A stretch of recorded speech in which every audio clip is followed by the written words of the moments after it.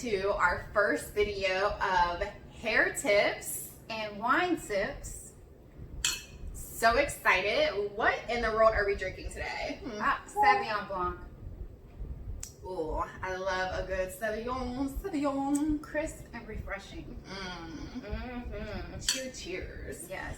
So, on our episode today, we're going to be talking about hair myths.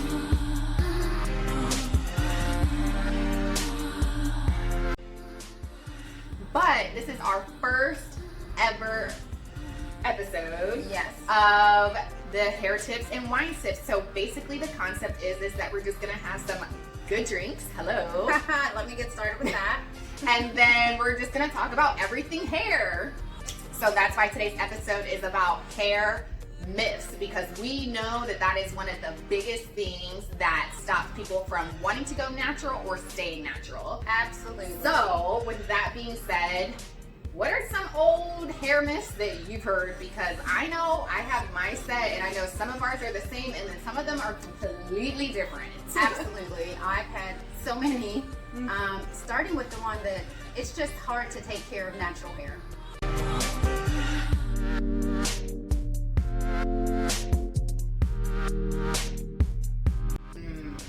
I've heard it's expensive. Very expensive. Very expensive. That your hair, is just unmanageable. That's a myth. Yeah, speaking of unmanageable, I find that some people say like, oh girl, you got good hair. You got that good hair. Oh, good hair. Decades. It still goes on. I can't get my hair like that because my hair's not good hair. You have good hair.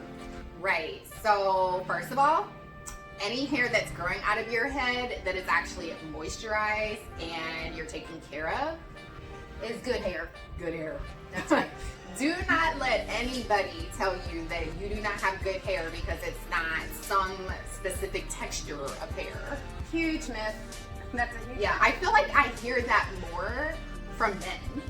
I know, it's weird. Wait. Like, I don't know what it is. Like, I hear it from women, but I know on the dating scene when guys are like, oh, I really like your natural hair. Like, you have good hair. And I'm like, what's that? Well, like your hair. And see, when you start cornering them and you're like, okay, but what does that mean? Nobody They wants don't to know. talk about it. So that's a huge one that is gonna probably be its own episode later on. We're gonna talk about that. Woo! Because that one is just toxic and it is threaded throughout the natural hair community. It is horrible. So what's another one that you've heard? Because I know there are several out there. Oh my God, that natural hair isn't professional hair.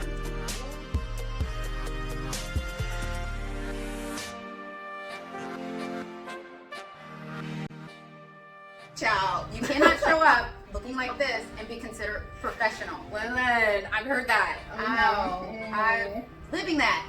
Yes, we all are somewhere. Yes, or I don't know, hair myths that say that in order to go on a job interview that you need to straighten your hair so that you look like you're hireable.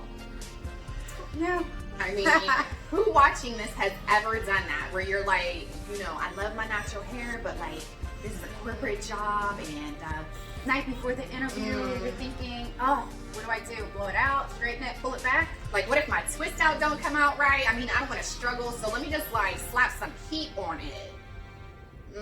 Those hair myths, I'm telling you, they will dictate your life. They'll dictate your hair life. Absolutely. Absolutely. Not just in the professional life. What about going to school?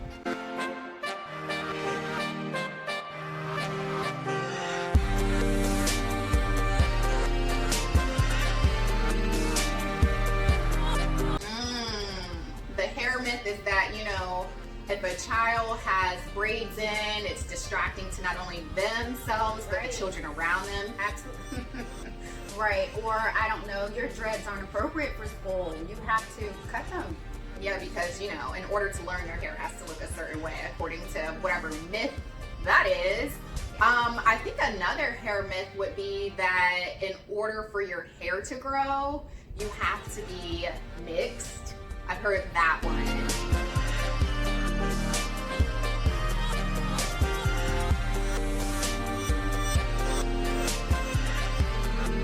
Like, oh, well, it's because you're mixed, and they assume because your hair might be curly that you're mixed. I know nobody mixed up in here. I mean, if you are, that's fine, but the assumption should not be that if somebody has curly hair, that means that they're biracial. Right. That's a huge one. I've actually had people want to get into arguments with other people because they're like, but you are mixed. Yeah. But you are. Somebody wants to tell you you're mixed when you're not. How does Yeah. that work? I don't know. It's one of those myths that's like you only can have a certain texture if you are a mix between black and white or something in black and Right. some other ethnicity. So Simply not true. no, Not not true. at all. One of the biggest hair myths that I know I personally had until I went on my natural hair journey was I legit thought that every single person that was black had afros.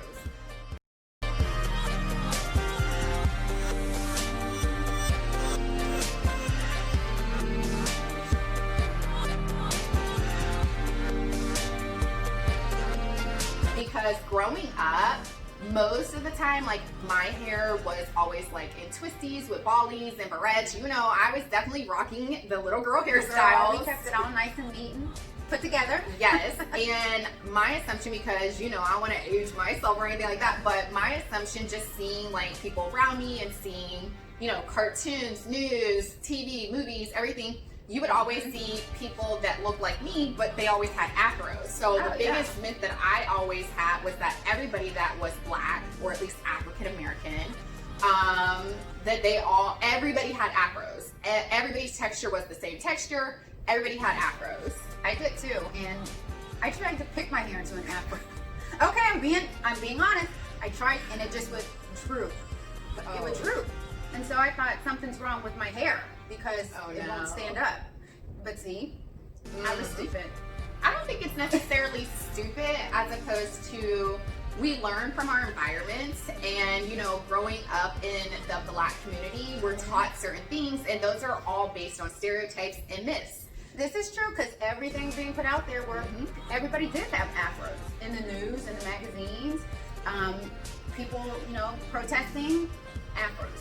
Afros. You did not see people that just had curl patterns that were being shown in different styles. It was just afros all the time. I think another hair myth was that if you greased your scalp, that's the only way that your hair will grow, is greasing your scalp.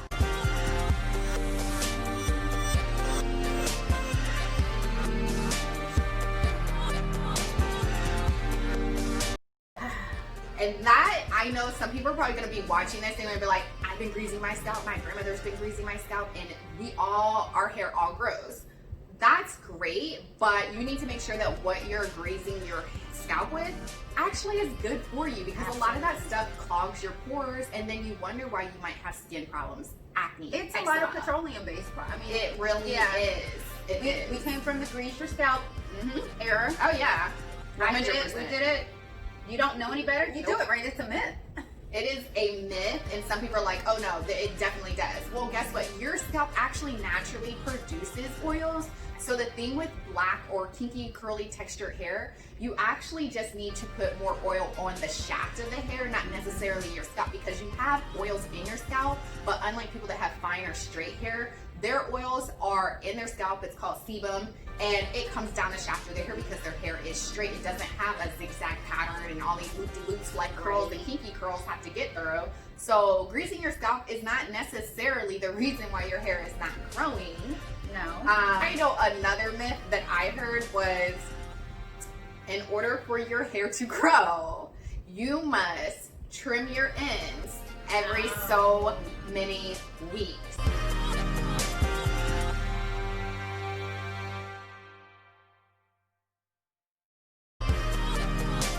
Yes. The myth is that in order for your hair to grow, you must cut it.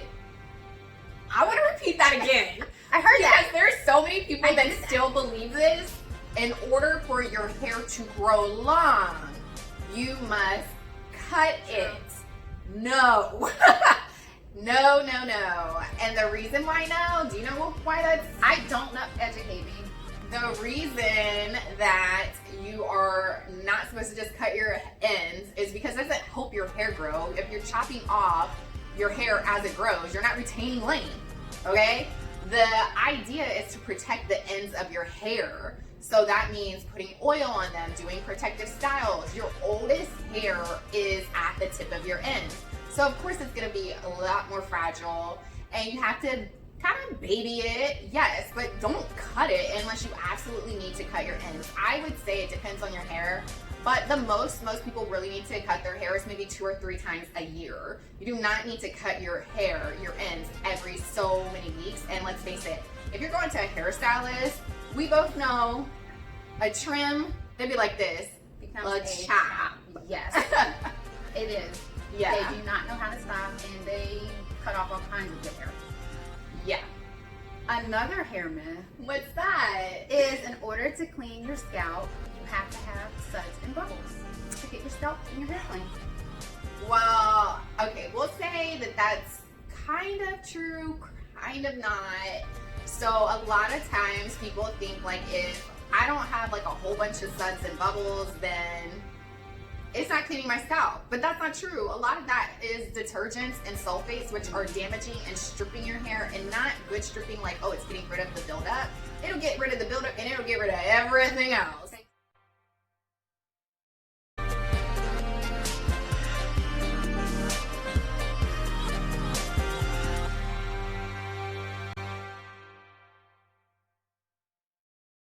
Out your natural oils. Oh, yes, it Yeah. does. Yes, and so that's one of the big hair myths when it comes to cleansing and purifying your hair, is that in order for your hair and your scalp to be clean, you must use some type of sulfate or detergent type shampoo that just like suds and bubbles. Like I even know some people now that are like, I don't feel like my hair is clean unless I get like all the suds and the bubbles. And I'm like, okay, you do realize that you really don't need that. Like, you I really think that's don't. a hard one. I think people don't know how to get over that because we've been taught suds and bubbles equals clean. Right. I mean, that's what we do for everything else. You know, you do your dishes, your laundry, so you gonna put your hair right in the mix with those. Like, I'm just saying, you know, like, you gonna equivalate the same way? I hope not. I really hope not. Live and learn. Yes, live and learn is so true. So that's We're gonna have different hair care tips. Oh yeah, it is very true. And I think another hair myth, and I know some of y'all about to come for me when I say this. Some of y'all are really about to come for me in these comments. Some of y'all are saying that the reason why as an adult your hair isn't growing long is because when you were a little kid that your mama cut all your hair off. So that's why as a like 20 or 30-year-old adult, that's why your hair no longer grows.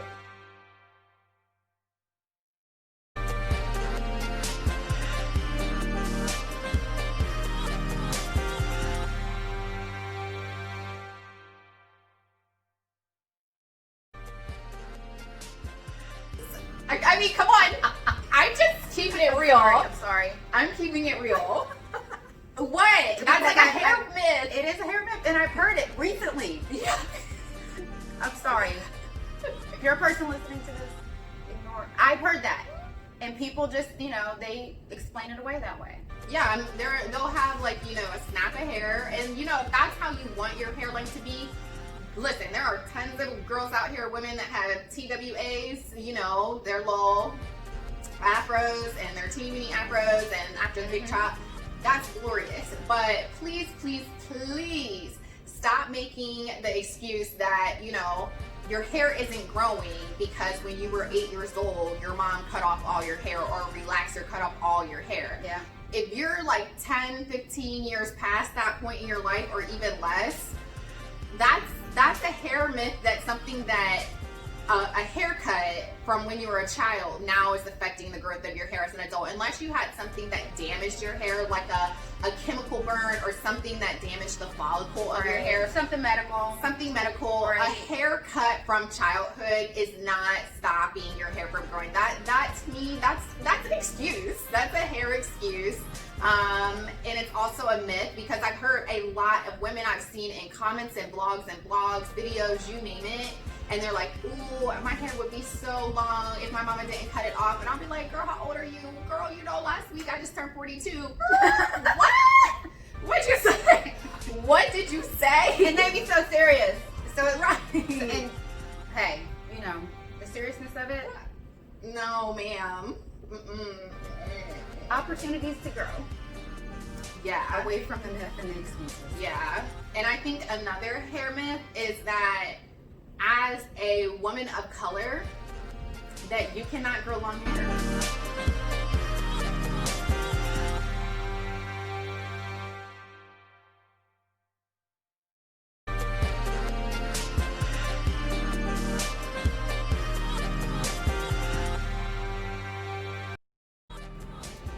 I think that's true too. I think because, stop and think about it. You look at people's You think hair what's length true? right here, is that people think they can't grow long hair, and they get to a point, frustration, Yeah. and then it's like, it can't grow any longer, and you give up. The hair journey is just that, a journey. Yes. So you can't give up and kind of mentally take it out and think, oh, I cannot grow hair. Yes, you can. Yeah, everybody can grow hair. It's all about retention. I think the biggest thing is if you have coarser texture, kinky, curly hair, is that it's gonna be more effort. You have to be gentler. Like our hair, it's a baby. You gotta moisturize it, take care of it, yes. pamper it. Wrap it. Yeah. So saying that because you are of a certain ethnicity, that doesn't mean, or a certain race, that doesn't mean that you cannot grow long hair. It just is going to take sometimes more effort. Now, there's some people that might have similar textures as yours and their hair grows super fast. Well, sometimes that's also genetic. But genetic is just a small part of hair growth. It's really about what you do to take care of your hair that allows it to retain its length. Exactly. Now, I know for me, I can retain some length, but the way this thickness is set up, I stay chopping my hair. And she's always like, what are you doing? I'm like, quit cutting your hair. You're like, it's too long. It's too much. Listen, If anybody has thick hair, trust me, you will understand. Every day, I'm like, okay, I'm not gonna cut my hair again. I'm not gonna cut my hair. I think I need to hide my scissors. I'm gonna hide your scissors. I can't. I'm like, I want to cut it. And it's not even like, this is a good length for me right now. But if it gets to here, forget it. Chop, chop, chop, chop. It is back.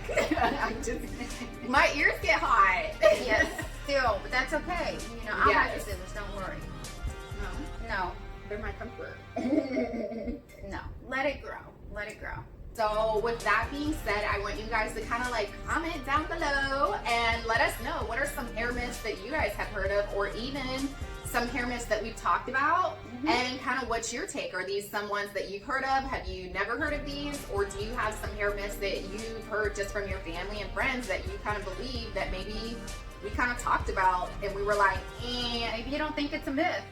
Right, maybe tell us why. Tell us why you don't think it's a myth. Right. Just because it applies just to you, but it doesn't apply to the masses, maybe that's your reason. I don't know, but Exactly. make sure that you guys comment, like, and subscribe, and we will see you in the next video of hair tips And wine sips.